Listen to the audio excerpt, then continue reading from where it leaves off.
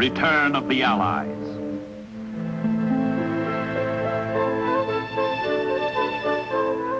It is late 1941. After 3 centuries of Spanish rule, after a generation of American guardianship, the time has come when the thriving Commonwealth of the Philippines can look forward to complete independence. But first, the Philippine Islands, named after Philip II of Spain, are destined to be ruled by another emperor, Hirohito of Japan. The Far East is in turmoil. Under the Americans, Filipinos prepare to defend their freedom.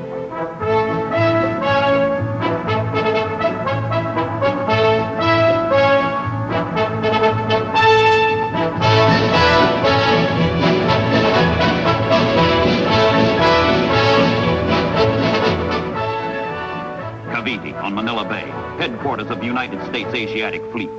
The false calm that shrouded Pearl Harbor lulls Cavite. Cavite's fate, disaster.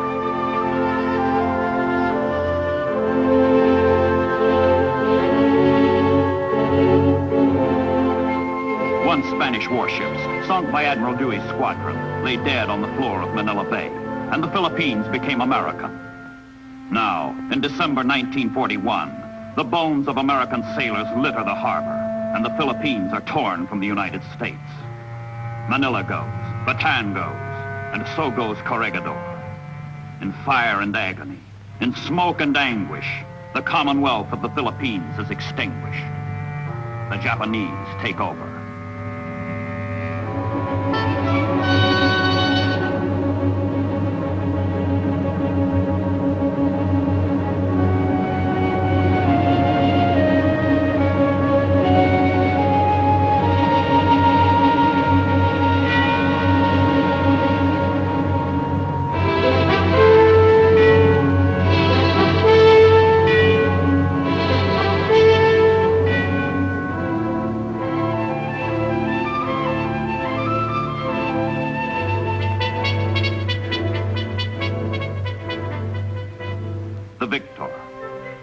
Of the Imperial Japanese Army.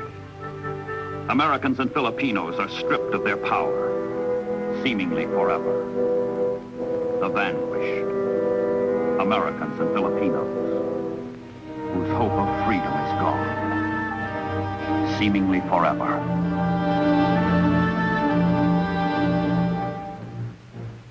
But at Pearl Harbor, 2.5 years later, Roosevelt and his Chief of Staff, Admiral Leahy, Nimitz and Macarthur perfect the grand design for the liberation of the Philippines.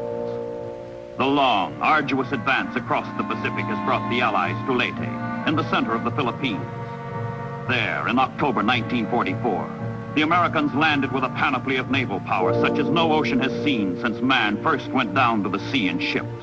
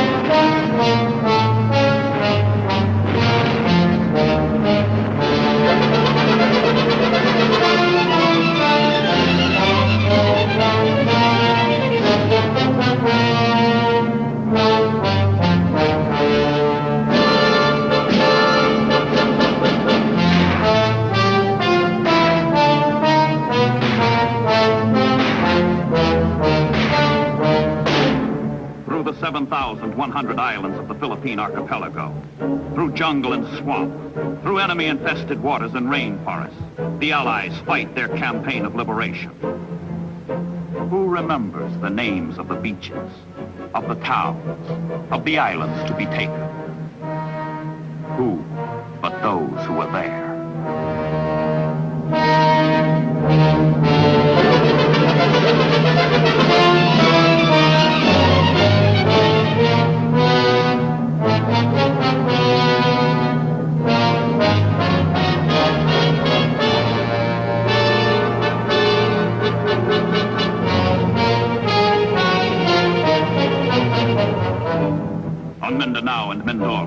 on Penay and Cebu, at Balabac and Busang, at Simara and Sambuang.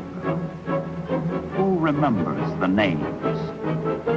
Those who fought there, those who survived there.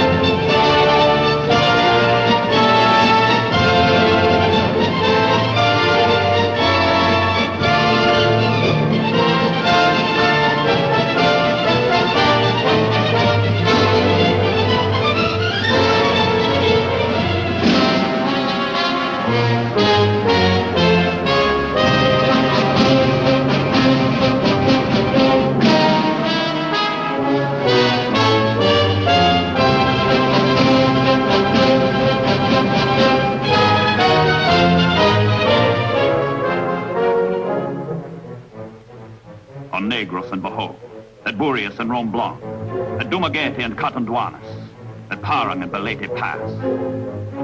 Who remembers the names?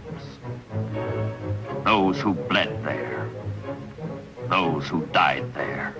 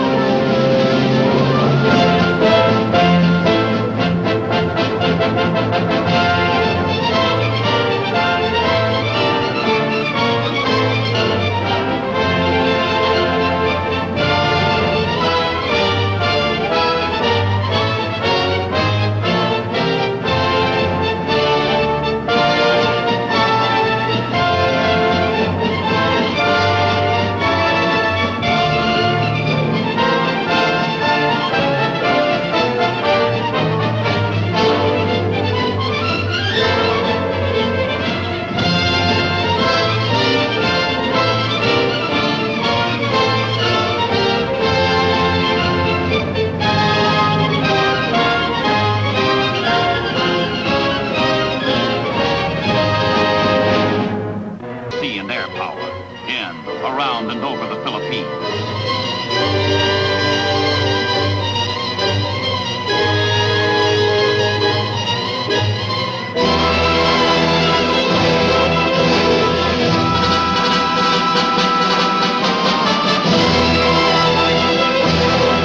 Admiral Halsey hits Amoy, Hong Kong, Canton, Hainan, Turan, Cape Saint-Jacques, Saigon, Indochina, Cochin China, and China itself.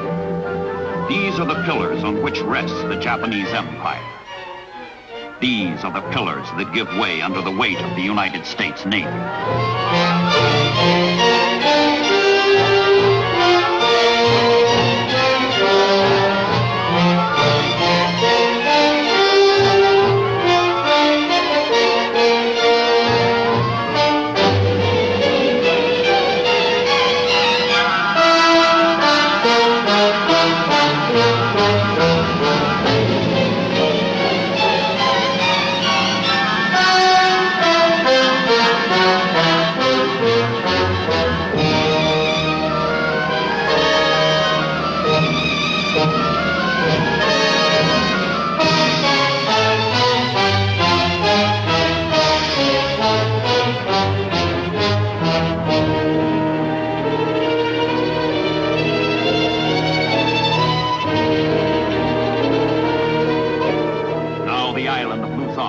Largest of the Philippines is softened up, made ripe for invasion.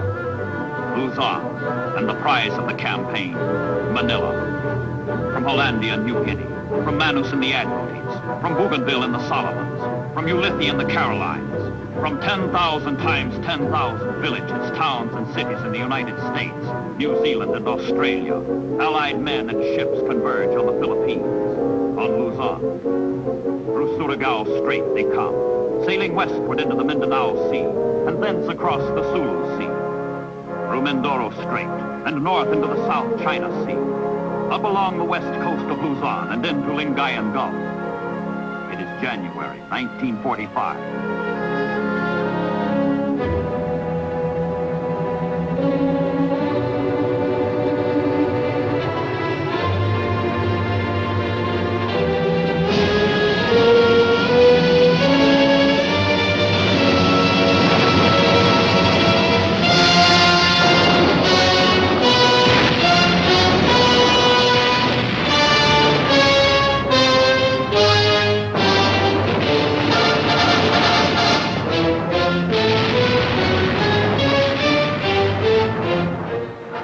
gun on every ship.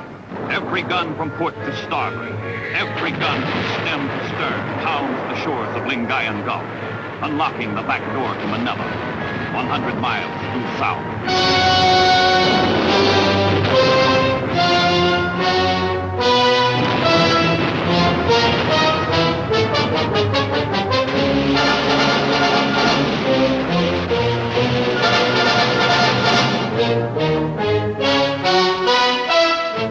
Landing craft carrying the United States 6th Army jockey for position, circling patiently until they can edge into line for the fateful run to the beach.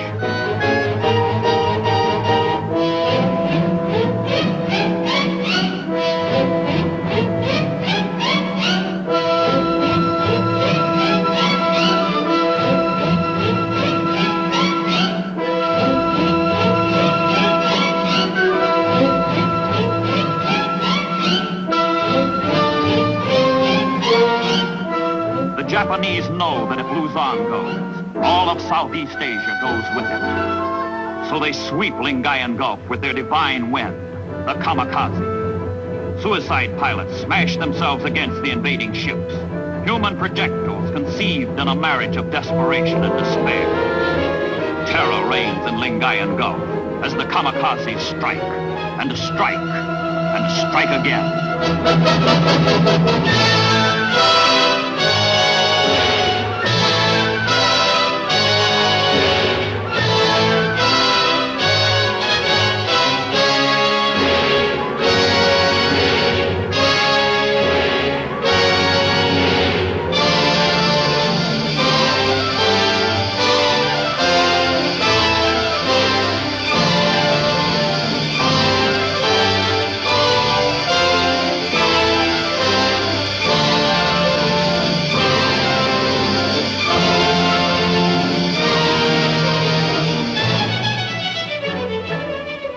But the landings go on.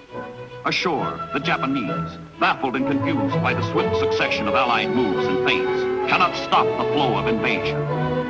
The 6th Army takes over Lingayen Gulf and seizes a beachhead 17 miles wide, 4 miles deep.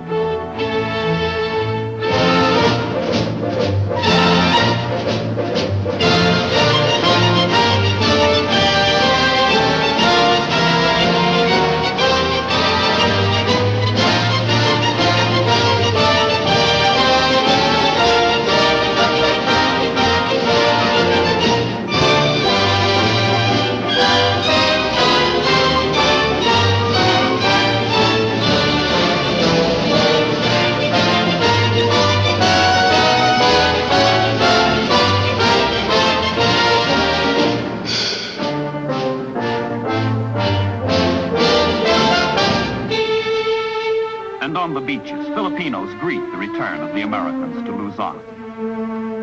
But the powers of death have not yet done their worst. Manila is still 100 miles away, and the road south will be long and cruel and bitter.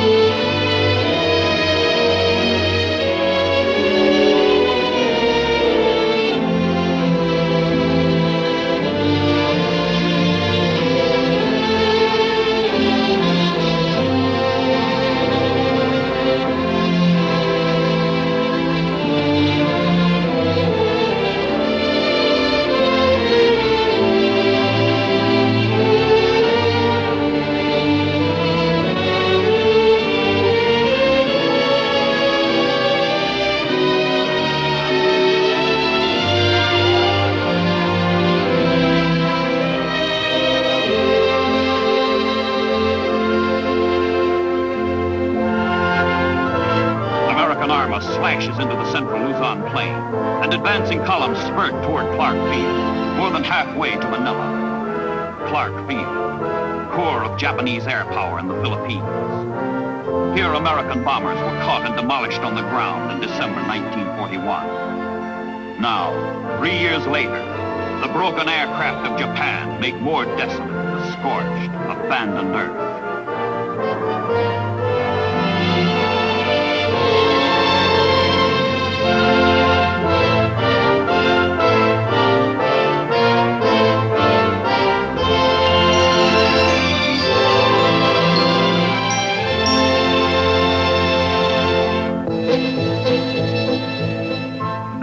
Landings on Luzon, at Zambales, at Nasugbu, at Legazpi. From northeast and southwest, converging soldiers close on Manila, streaming through liberated villages where war has come and gone.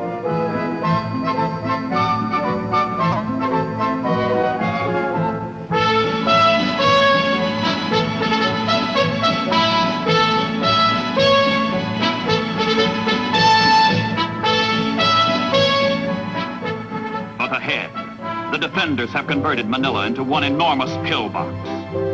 Manila ceases to be a civilized city and becomes the cesspool of hell in the final battle for the liberation of the Philippines.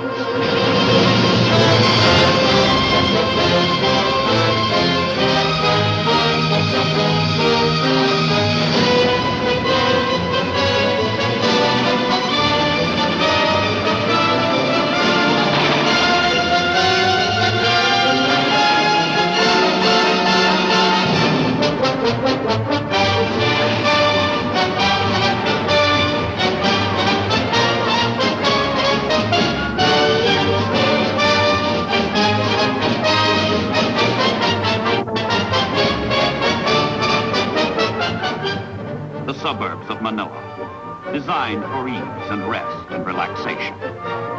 Rizal Memorial Park, the baseball stadium. But another kind of game is being played now, where one era means out and death keeps the score.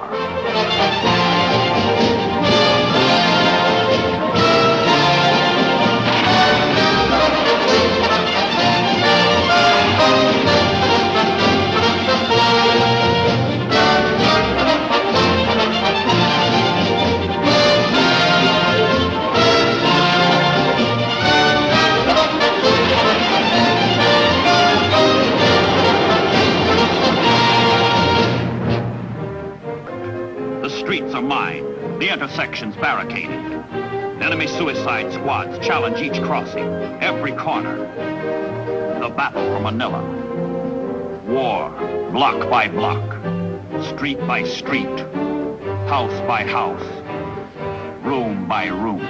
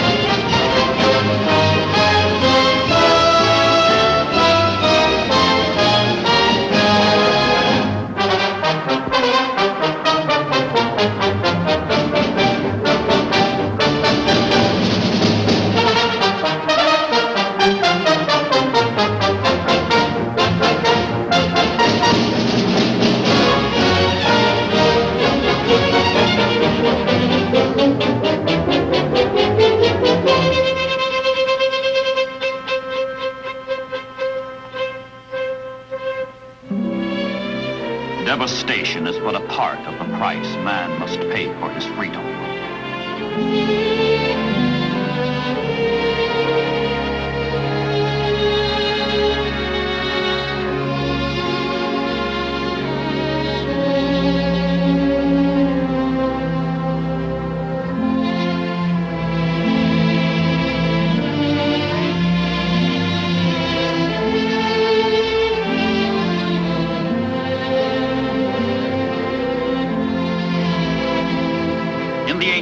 Spanish section of Manila, called Intramuros, in the business district, the last resistance breaks, as all such resistance must. Till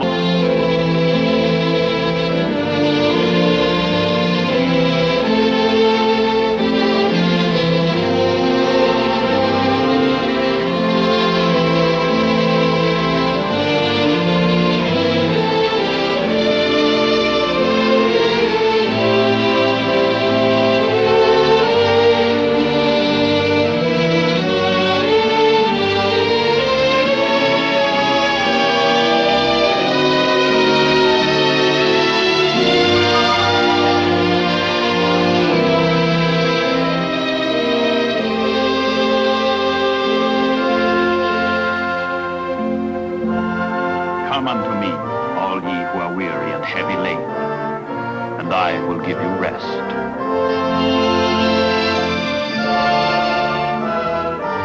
The flags of the free go up in the Philippines, in Manila, in Bataan, on Corregidor. President Roosevelt has told the world, American soldiers fight not for the lust of conquest. They fight to end conquest. They fight to liberate.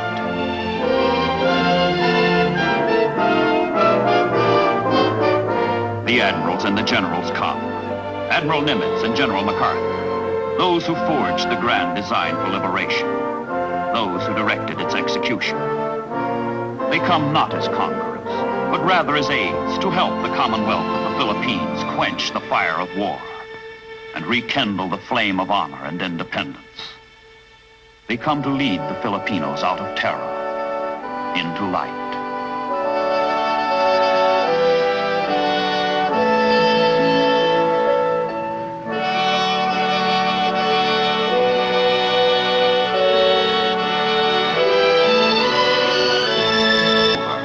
The battle done. The song of triumph has begun.